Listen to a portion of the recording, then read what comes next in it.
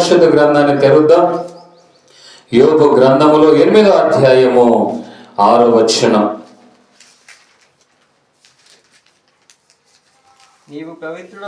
నీవు పవిత్రుడవై యథార్థవంతుడవైన ఎడల నిశ్చయముగా ఆయన నీ యందు శ్రద్ధ నిలిపి నీ నీతికి తగినట్టుగా చాలా. నా ప్రియమైన దేవుని బిడ్డలారా, అద్భుతమైన మాటలు ఈ 8వ అధ్యాయంలో మనకు కనబడుతున్నాయి. ఈ 8వ అధ్యాయములో 6వ వచనములో ఉన్న మాట ఏంటంటే, ఏమండి, 3వ మాటను మనం చదివితే నీ నీతికి తగినట్లుగా మనము ఈ రోజున ధ్యానించుకుంటున్న అంశం నీటిగా క్లుప్తంగా అన్ని విధాలుగా చెప్తున్నాను. నీ నివాస స్థలము వర్ధిల్ల చేయబడాలి. నీ నివాసం వర్ధిల్లాలి. నివాసం అంటే రాళ్ళు గోడలు కాదండి, ఇంట్లో ఉన్న వాళ్ళందరూ. ఆమేన్, హల్లెలూయా. నువ్వు నివసిస్తున్న వాతావరణం అన్నిటిలో కూడా నీవు వర్ధిల్లాలి. నువ్వు ఇంటున్నటువంటి ఇరుగు పొరుగుతున్నటువంటి వాతావరణాల్లో కూడా నీవు వర్ధిల్లాలి. నీ నివాస స్థలము అనగా నీ ఇంటి వాతావరణం, నీ అన్నదమ్ముళ్ళు, నీ తల్లిదండ్రులు, నీ బంధువులు, మీ అత్తమామలు, ఎవరైనా సరే మీరు వర్ధిల్లాలి అని అంటే ఎలాగా అని అంటే అక్కడ రాయబడిన మాట ఏంటంటే, నా ప్రియమైన దేవుని బిడ్డలారా, మరలా చదివితే నీవు పవిత్రుడివై ఉండాలి. ఎలా ఉండాలంటే పాపిగా ఉంటే కాదు, పాపపు ఆలోచనలతో బ్రతికితే కాదు, పాపపు మార్గములో నడిస్తే కాదు, పాపిగా ఇష్టానుసారమైన జీవితాన్ని బ్రతకడం కాదు. ఈ రోజున నా ప్రియమైన దేవుని బిడ్డలారా, కాలిఫోర్నియా ప్రాంతం గురించి చూస్తే ఈ రోజున ఏ సినిమా రంగం చూసినా ముందు దృష్టి పెట్టేది హాలీవుడ్ మీదే.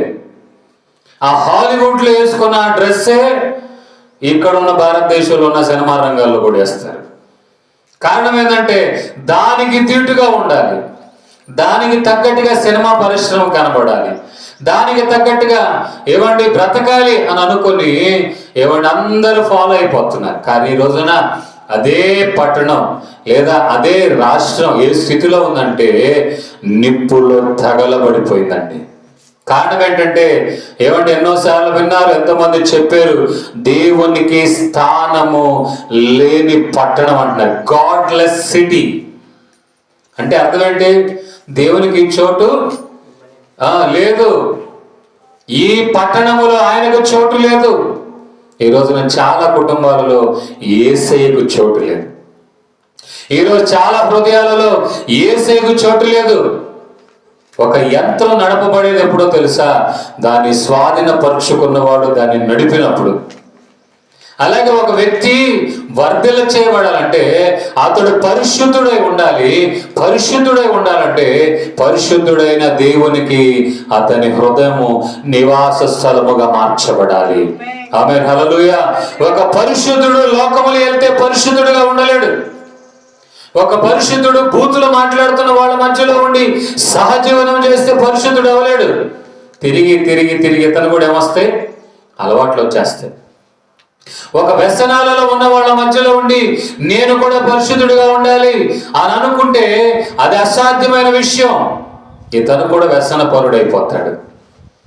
ఒక వ్యక్తి లౌకికపరమైనటువంటి ఆశలు, ఇచ్చలు, ఏమంటే దొంగతనాలు, వ్యభిచారాలు, వీటన్నిటిని మనసులో ఉంచుకున్న వానితో ఉంటే నువ్వు పరిశుద్ధుడుగా ఉండలేవు. కానీ పరిశుద్ధుడైన యేసయ్యతో నీవు సహజీవనం చేసి సహవాసము చేయగలిగితేనే నీవు పవిత్రుడిపై ఉండగలుగుతావు. గడి చెప్పండి, హల్లెలూయా. నీ కుటుంబం పరిశుద్ధతగా ఉండాలి అంటే యేసయ్యతో సహవాసానికి నువ్వు రావాలి. నువ్వు దేవుని మందిరాన్ని విడిచిపెట్టి, సహవాసాన్ని విడిచిపెట్టి, ఏమండి 1 రోజు 2 రోజులు 3 రోజులు నెలలు నీవు దేవునికి దూరం అయిపోద్ది, పాపానికి దగ్గర అవుతావు. ఇంకా ఒక్కసారి వెళ్ళిన తర్వాత సాతానుగాడు ఏం చేస్తాడంటే నేను దేవుని ఎద్దుకు రానివ్వడు. ఏదో ఒక ఆలోచన పెడతాడు, ఇంకేం వెళ్తావులే, ఇంక అయిపోయింది, మందిరం మానేసి ఎన్ని రోజులైంది, దేవుడైనా ఏం చేస్తాడు, ఫాస్ట్ గారు ఏమని అంటాడేమో, ఇలా అనుకొని ఆగిపోతావు. కానీ నీవు దేవుని సన్నిధానానికి దగ్గరయ్యే కొద్దీ నీవు పరిశుద్ధతను సంపాదించుకుంటావు. ఈరోజు నా ప్రియమైన దేవుని బిడ్డలారా, మందిరాలు ప్రార్థనలు పెట్టడానికి ఏదో చాలా వచ్చేస్తున్నా అనుకోకండి మీరు. మేము చాలా ఇచ్చేస్తున్నాం, పాస్టర్ గారు బాగుపడిపోతున్నారు, కాదు. మీరు చాలా పొందాలని, మీరు ఆర్థికంగా ఆశీర్వదించబడాలని. నా ప్రియమైన దేవుని బిడ్డలారా, మీకు దాహం లేకపోతే విస్తారంగా నీళ్లు మేము పెట్టుకున్న ప్రయోజనం లేదు. మీకు ఆకలి లేకపోతే విస్తారమైన ధాన్యం మా దగ్గర ఉన్న ఎటువంటి ప్రయోజనం లేదు. మీకు ఆశ లేకపోతే మేవెన్ని ప్రార్థనలు చేసినా, ఎంత వాక్యాలు చెప్పినా ఎటువంటి ప్రయోజనం లేదండి. ఎందుకని? మేలు పొందాల్సింది నువ్వు, స్వస్థత పొందాల్సింది నువ్వు, మంచి స్థితి కావాలని ఆశ నీకు కావాలి. గడి చెప్పండి హల్లెలూయా. ఈరోజు నా ప్రియమైన దేవుని బిడ్డలారా, లోకములో ఎంతో మంది మంచి స్థితి కావాలని ఎంతో మందిని పాడు చేస్తున్నారు, ఎంతో మంది జీవితాలను నాశనం చేస్తున్నారు, తొక్కేస్తున్నారు, అధిగమ్యం చేస్తున్నారు. ఏమండి నా ప్రియమైన దేవుని బిడ్డలారా, దొంగతనాలు చేసేస్తున్నారు, నిందలు మోపుతున్నారు. అవన్నీ చేసిన తర్వాత మేము గొప్పవాళ్ళని చెప్పుకుంటున్నాం. కానీ బైబిల్ అంటుంది, తన ప్రియులు నిద్రిస్తూ ఉండగానే వారికి దేవుడిస్తాడు. ఎందుకని? వాళ్ళు మెలకుగా ఉన్నప్పుడు ఆయన సన్నిధానంలో గడిపారు గనక. అంటే అర్థం ఏంటి? వీళ్ళు ప్రార్థనలో ఉన్నవాళ్ళు, వీళ్ళు వాక్యాన్ని విన్నవాళ్ళు, వీళ్ళు వాక్యానికి తగ్గట్టుగా జీవితాన్ని బాగు చేసుకొని పరిశుద్ధంగా ఉంటున్నారు కనుక వాళ్ళంట కోరింది వాళ్ళు పొందుతారు. విశ్వాసం కలిగిన వాళ్ళు ఆమేన్ చెప్పండి. నీవు విశ్వసించింది, నీవు కోరుకున్నది నీకు దేవుడిచ్చునుగాక. నీకు స్వస్థత దేవుడు అనుగ్రహించునుగాక. నీవు కోరుకున్న మంచి స్థితి దేవుడు అనుగ్రహించునుగాక. నీ శాపం ఆశీర్వాదకరంగా మార్చబడునుగాక. నీ నిందను రెట్టింపు ఘనతగా దేవుడు అవమానకరాన్ని ఘనతగా మార్చునుగాక. ఇవన్నీ ఎప్పుడు సాధ్యపడుతున్నాయి? లోకంలో అట్టడు తిరిగితే కుదరదంటే, నేను రాను ప్రార్థనకి, నేను ఇలాగే అనుకుంటే ఏమీ రాదు నీ దగ్గరికి. ఆమేన్ హల్లెలూయా. చాలా మంది అనుకుంటారు మేము ప్రార్థనకు రాకపోయినా ఇంటికి వస్తాడుగా పాస్టర్ గారు వచ్చినప్పుడు, పాస్టర్ గారు అండి ఇదిగో ఇన్ని లిస్టులు ఉన్నాయి, మా కోసం ప్రార్థన చేయండి అని అంటారు. ఈ మధ్య ఒక చిన్న క్లిప్పింగ్ చూసా.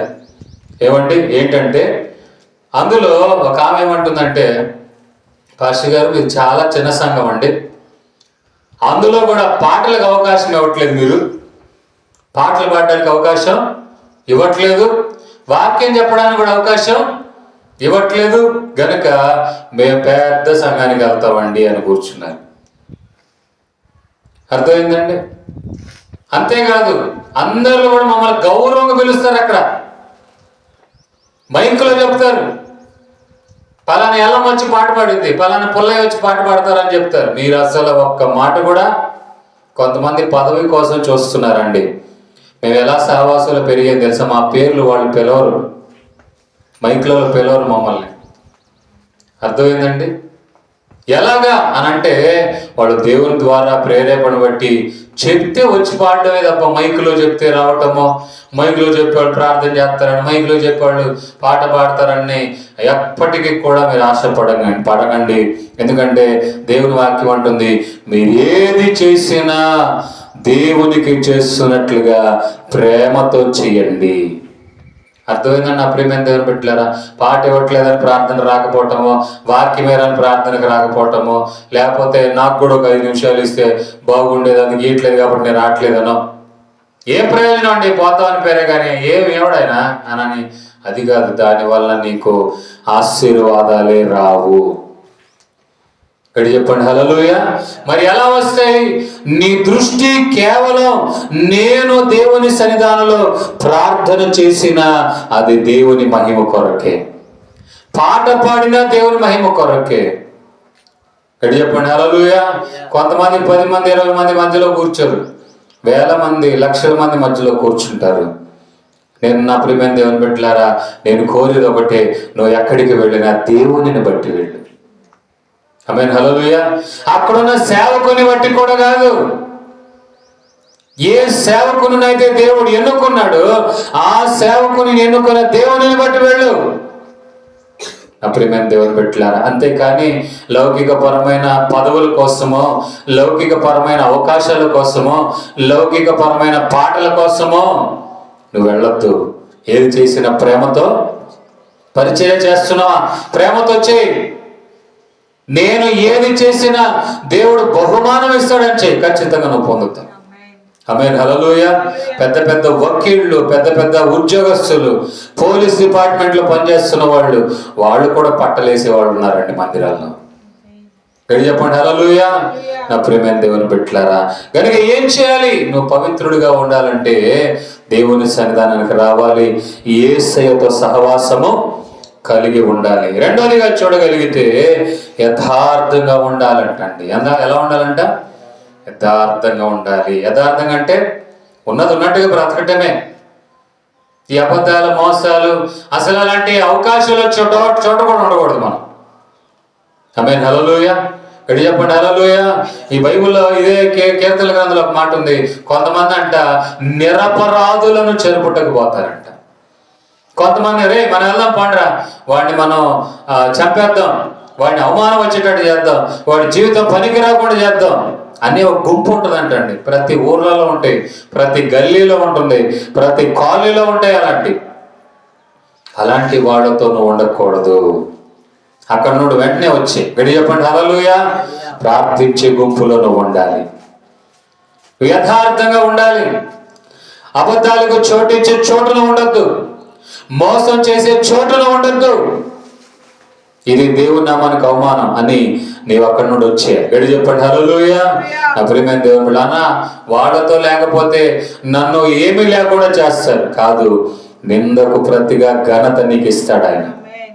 దానియేలుకు నింద మోపాలని ఏదైనా చూడాలనుకున్నారు, ఒకే ఒక్క నింద, ఏ నింద మోపడం చేతకాకపోయేటప్పుడు ఏమన్నారు? ఇప్పుడు రోజు 3 సార్లు ప్రార్థన చేస్తారు. ఇది పెద్ద నింద. ఏంటంట? ప్రార్థన విషయంలో నింద తీసుకొని వచ్చారు, ప్రార్థన చేస్తున్నాడని నింద వేశారు. కానీ ఏ నింద కొరకైతే, ఏ దేవుని కొరకైతే నింద పడ్డాడు, ఆ దేవుడే దూతను పంపించాడు. కనుక ఈరోజు నా ప్రియమైన దేవుని బిడ్డలారా, యథార్థంగానే ఉండాలి. యోబు యథార్థవంతుడు. యోబు తన హృదయాన్ని పరిశుద్ధపరచుకొని జీవించే వ్యక్తిగా మనం చూస్తున్నాం. రోజు ప్రార్థన చేస్తున్నాడు. ప్రార్థన చేసి కొద్దీ నువ్వు పరిశుద్ధపరచబడతావు. అర్థమైందండి? దేవునితో మాట్లాడే కొద్దీ పరిశుద్ధపరచబడతావు. యథార్థంగా ఉండే కొద్దీ నా ప్రియమైన దేవుని బిడ్డలారా, ఆ తర్వాత ఉంది, అలానే ఉన్నప్పుడు నిశ్చయంగా నీ మీద ఆయన దృష్టి నిలుపుతాడు. ఎంతో మందిని చూడడు ఆయన, నిన్నే చూస్తాడు. నీ మీద దృష్టి ఉంటుంది. నీకు ఆపద వస్తుందని ఆయన చూస్తూ నీ మీద దృష్టి ఉన్న వెంటనే ఆ ఆపద నుండి విడిపిస్తాడు ఆయన. ఇక్కడ చెప్పండి హల్లెలూయా. ఒకవేళ అనుకోవచ్చు ఆపద నుండి విడిపిస్తాడని బాగా అంటున్నారంటే, ఆపద వస్తేనే కదండి విడిపించడం అర్థమయ్యేది. కష్టాలు వస్తేనే కదండి అందులో ఉన్నటువంటి దేవుని శక్తి సామర్థ్యాలు ఏంటో తెలిసేది. అప్పులు పెరిగినప్పుడే కదా దేవుని బాహువు మీద కనపరచబడుతుంది. కానీ ఆ సమయంలో మనం భయపడిపోతాం, అయ్యో అయిపోయింది అనుకుంటాం. కానీ నీ స్థితిని మార్చగలిగిన దేవుడు ఆయన. నీవు పవిత్రుడవై, నీవు యథార్థవంతుడవై ఉన్న ఎడల ఆయన నీ మీద దృష్టిని నిలుపుతాడు. ఆ తర్వాత ఏంటంటే, నీ నీతికి తగినట్లుగా అప్పుడు నివాస స్థలాన్ని వర్ధిల్ల చేస్తాడు. నీ ఇల్లు మారుతుంది. ఏమండి, పూరిపాకగా ఉన్న ఇల్లు మంచి స్థితిలోకి వెళతాం. నీ ఇంట్లో పేదరికంలో ఉన్నవాళ్ళు మంచి స్థితికి వస్తారు. ఆమేన్, హల్లెలూయా. నా ప్రియమైన దేవుని బిడ్డలారా, అందుకని ఉన్న మాట తర్వాత ఏమనుంది? నీ స్థితి మొదట కొంచెం ఉండొచ్చు, కానీ తరువాత నీ స్థితి మహాభివృద్ధి కలిగే స్థితిలో నువ్వు వెళతావు. విశ్వసించిన ఆమేన్ చెప్పండి. ఇప్పుడు నీ స్థితి కొంచెముగా ఉండొచ్చు, ఇప్పుడు నీ ఇంటి వాతావరణం కొంచెంగా ఉండొచ్చు, ఇప్పుడు నీ పిల్లల వాతావరణం కొంచెంగా ఉండొచ్చు, చాలాని వాతావరణాలు ఉండొచ్చు, ఏ రోజు కా రోజు గడిపే వాతావరణాలు ఉండొచ్చు, ఇతరులని అవసరతలు తీర్చగలిగిన స్థితిలోనూ ఉండొచ్చు. కానీ పవిత్రుడవై నువ్వు ఉంటే, యథార్థవంతుడవై నువ్వు ఉంటే, ఏమండి, అంతేకాదు నీతికి తగినట్లుగా నీ నివాస స్థలాన్ని వర్ధిల్ల చేసిన దేవుడు తుదకు మహాభివృద్ధినిస్తాడు. గడి చెప్పండి హల్లెలూయా. నా ప్రియమైన దేవుని బిడ్డలారా, మరి నీ పరిస్థితి ఏంటి? చూడండి నా ప్రియమైన దేవుని బిడ్డలారా, నీ నీతికి తగ్గట్టు. నీ నీతి ఎంత అన్నమాట అర్థమైందండి. ఇప్పుడు దేవుని నీతిని నెరవేర్చావు, బాగానే ఉంది. బాప్తిజం ఉంది, బాగానే ఉంది. అర్థమైందండి. బాప్తిజం పొందడం అంటే ఏంది? దేవుని నీతిని నెరవేర్చడం. మత్తయి సువార్తల 3వ అధ్యాయంలో రాయబడినట్లుగా నీతి యావత్తు ఇలాగే జరగనిమ్ము. మరి దేవుని నీతిని నెరవేర్చిన నీవు నీతిలోని అభివృద్ధి చెందాలి. ఆ నీతిని నువ్వు, నీ నీతి ఉన్నతంగా ఉండాలి అంటే చేయాల్సిన పని ఏంటంటే ప్రార్థనలో లోతులోనికి వెళ్ళాలి. ఇక్కడ చెప్పండి హల్లెలూయా. యేసు ప్రభు అంటాడు పేతురుతో, కొంచెము లోతులోనికి వెళ్ళు. ఆత్మీయతలో కొంచెం లోతులోనికి వెళ్ళు, ప్రార్థనలో కొంచెం లోతులోనికి వెళ్ళు, ఇచ్చే విషయంలో కొంచెం లోతులోనికి వెళ్ళు. ఏమండి, మందిరానికి ఇచ్చే విషయంలో కొంచెం లోతులోనికి వెళ్ళు. అంటే అర్థం ఏంటి? బాప్తిజం పొందినప్పుడు అప్పుడప్పుడు ప్రార్థనకు వచ్చి నువ్వు బాప్తిజం పొందినట్లుగా నీ నీతి మరింతగా అభివృద్ధి చెందాలంటే ప్రార్థనలు ఇంకా లోతులోనికి, ఇంకా ఎక్కువగా రావడానికి ఇష్టపడాలి. అప్పుడు నీ నీతి ఏమండి, ఇతరుల నీతి కంటే, ఫరిసయ్యుల నీతి కంటేనో, ఎంత మంచి మాట అండి. ఎవరి నీతి అంట? ఫరిసయ్యుల నీతి కంటే నీ నీతి గొప్పగా ఉండాలి. అప్పుడు ఆ నీతికి తగ్గట్టుగానే నీ నివాస స్థలం వర్ధల చేయబడుతుంది. నీ నీతి, నీ మందిరానికి వస్తున్నారు ఎంతో మంది, నీ చుట్టూ ఎంతో మంది ఉన్నారు, వాళ్ళు కూడా ప్రార్థనకి వెళ్ళేవాళ్ళే. వాళ్ళు కూడా వాళ్ళకి సంబంధించిన మతానికి సంబంధించో, కులానికి సంబంధించో, నచ్చిన దైవానికి సంబంధించిన దగ్గర పోతున్నారు. కానీ నీ నీతి ఇతరుల నీతి కంటే ఎక్కువగా ఉండాలి. అర్థమైందండి. ఆ బాప్తిజం పొందేవాడి నీతిని నెరవేర్చేవండి. ఈ రోజు కుదరలేదు, రేపు వద్దాం అనుకున్నామండి, రేపు కుదరలేదు, మరుసటి రోజు వద్దాం అనుకున్నాండి అని అనుకొని నీతిని నెరవేర్చి ఆ నీతి ఉన్నతంగా ఉండేటట్టుగా బ్రతకకపోతే నీ నివాసము అలాగే ఉంటుంది. నువ్వు బ్రతుకుతున్నటువంటి అనుభవాలు ఇంకా దిగజారే పరిస్థితుల్లో ఉంటావు. నీ నీతి నీ ఇరుగు పొరుగు వాళ్ళ నీతి కంటే గొప్పగా ఉండాలి. ఇక్కడ చెప్పండి హల్లెలూయా. వాళ్ళు ఒకసారి ప్రార్థన చేశారా? నువ్వు రోజుకి ఎన్నిసార్లు చేయాలి ప్రార్థన? ఎన్నిసార్లు చేయాలండి? 3 సార్లు చేయాలి, 4 సార్లు చేయాలి. అర్థమైందండి. దావీదు 7 మార్లు స్తుతించాడా? నువ్వేం చేయాలి అప్పుడు? నేను 8 మార్లు స్తుతిస్తానని ముందుకు రావాలి. అప్పుడే నీ నీతి గొప్పగా ఎంచబడుతుంది. నీ నీతికి తగ్గట్టుగానే దేవుడు నీ నివాస స్థలాన్ని వర్ధల చేస్తాడు. ప్రస్తుతం నీకున్నది కొంచెము కావచ్చు, కానీ రాను రాను రాను రాను రాను రాను ఒక రోజున మహాభివృద్ధి చెందుతావు. గడి చెప్పండి హల్లెలూయా. పాస్టర్ గారు ఇప్పటికే చాలా రోజులు అయిందండి, నేను ఇలాగే ఉన్నానండి అంటే నువ్వు అనుకోవచ్చు, ప్రార్థన చేసి తీయొచ్చుగా ప్రభు అని. కొన్ని ఆయన నీ నమ్మకత్వాన్ని చూసిస్తాడు. నేను ఒకవేళ ఇస్తే ఇప్పుడే నన్ను మర్చిపోతున్నాడు, ఇప్పుడే నన్ను విడిచిపెడుతున్నాడు, ఇప్పుడే లోకంలో కలిసిపోతున్నాడు, ఇప్పుడే కూలికి ఆశపడి ఆదివారం కూడా రావట్లేదు, ఇప్పుడే లోక సంబంధమైన స్నేహితులు, వ్యవహారాలు, ఏమంటే ఆటపాటలు, త్రాగుడు వ్యసనాలు, వీటికి దూరం అయిపోయాడు. ఒకవేళ అడిగిన వెంటనే నేను ఇస్తే ఇక నన్ను మర్చిపోతాడేమో. వీడు చెప్పండి హల్లెలూయా. నా ప్రియమైన కొన్ని ప్రార్థన చేసిన వెంటనే ఇస్తాడు. ఎందుకనంటే నా ప్రియమైన దేవుని బిడ్డలారా, ఆయన చిత్తములో నీవు పాడైపోకూడదని ఉంటుంది కనుక ఆయన అడిగిన వెంటనే గొప్ప గొప్పవి ఇవ్వడానికి ఆయన కొంచెం ఆలస్యం చేస్తాడు, కానీ గొప్ప కార్యము నీ కొరకు జరిగిస్తాడు. వీడు చెప్పండి హల్లెలూయా. 10 రూపాయలు నీ దగ్గర వచ్చినప్పుడు నమ్మకంగా ఉన్నావు అనుకో, 100 ఇస్తాడు ఆయన. 100 రూపాయలు జీతం వచ్చింది అనుకోండి, 100కు నమ్మకం వస్తే 1000 రూపాయలు ఇస్తాడు జీతం ఆయన. అర్థమైందండి. 1000 రూపాయలుగా నమ్మకం ఉంటే ఇలా దేవుడు నువ్వు కోణాలలో, నీ ఉన్న వాతావరణాల్లో, పనులలో అన్నింటిలో నువ్వు నమ్మకంగా ఉన్నావు అనుకోండి, ఆయన ఏం చేస్తాడు? ప్రార్థన ఉంది అని తెలిసినప్పుడు నువ్వు 1,00,000 రూపాయలు ఇచ్చినా నేను రానా అనుకొని వచ్చావు అనుకోండి, దేవుడు నువ్వు పోగొట్టుకున్న దానికంటే ఎక్కువగా ఇస్తాడు. విశ్వసించిన వాళ్ళు ఆమేన్ చెప్పండి. ఆమేన్ హల్లెలూయా. నా ప్రియమైన దేవుని బిడ్డలారా, ఇలాగే ఒక సహోదరుడు కూడా వేరే ఒరిస్సా ప్రాంతం నుండి వచ్చి పనిచేయడానికి వచ్చాడు ఒక చోట. అందులో ఉన్నటువంటి ఒక సిస్టర్ గారు మా మందిరానికి వచ్చేవాళ్ళు. మందిరానికి వచ్చే సమయంలో ఏమండి, ప్రతి వారం వస్తున్న బ్రదర్ ఎందుకు రాలేదమ్మా అని అడిగారు. అనింది ఆవిడ. అన్నా మరి పని చేసే దగ్గర వాళ్ళు ఇదిగో ఆదివారం వెళ్తే మేము తీసేస్తాం అంటున్నారు, అందరు కలిసి మాట్లాడుకుంటున్నారు. అర్థమైందండి? అందరు కలిసి మాట్లాడుకుంటున్నారంట. వీడియో ప్రార్థన అని వెళ్తున్నారు, పని ఎవరు చేస్తారు, తీసేద్దాం అని అనుకుంటున్నాం అని అనుకొని ఏమైనా మాట్లాడుకుంటారంట. వెంటనే అతను వచ్చి ఇలా జరుగుతుందన్న ప్రార్థన చేయండి అని అతను చెప్పడం జరిగింది. మేము ప్రార్థన చేసాం, సంఘంలో కూడా ప్రార్థన చేయించాం. ఆ తర్వాత మరలా అతను సంతోషంగా వచ్చి చెప్తున్న మాట ఏంటంటే, అన్న మీరు ప్రార్థన చేశారు, సంఘంలో ఉన్న వాళ్ళందరూ ప్రార్థన చేశారు, ఎవరైతే నన్ను తీసేయాలనుకున్నారో వాళ్ళ మీద నన్ను సూపర్వైజర్ చేశాడు. ఇది కథ కాదండి, ఊరి పేరు కూడా చెప్పగలం. ఇబ్రహీంపట్నంలో సేవ చేసేటప్పుడు వాళ్ళు ఉండేది కొండపల్లిలో. మనము తెగించగలిగితే, మనము దేవుని విషయంలో ముందడుగు వేయగలిగితే, నా కోసం నా బిడ్డ నా దగ్గరికి రావాలని, నాతో మాట్లాడాలని, నా మాటలు వినాలని వచ్చాడు కనుక దానికి తగ్గట్టుగా దేవుడు ఆశీర్వదిస్తాడు. ఇవన్నీ నేను ఎందుకు చెప్తున్నాను తెలుసా అండి? ఈ అంశాలైనా మీరు ప్రార్థనలో పెట్టి ప్రార్థన చేస్తాను. అయ్యా పలానా సహోదరుడికి ఇలా చేసావు కదా, నాకు కూడా అలాగా చేయి ప్రభా. హుషారు చెప్పండి. హల్లెలూయా. కొంతమంది అంటారు ఆదివారమే వెళ్ళాల్సింది వస్తుందండి, ఆదివారమే కుదురుతున్నాయండి. చెప్పాలి మనం, ఆదివారం రాను, ఇది దేవుని రోజు, ఇది దేవునికి సంబంధించింది, దేవుని సన్నిధానంలో నేను గడపాల్సిన రోజు.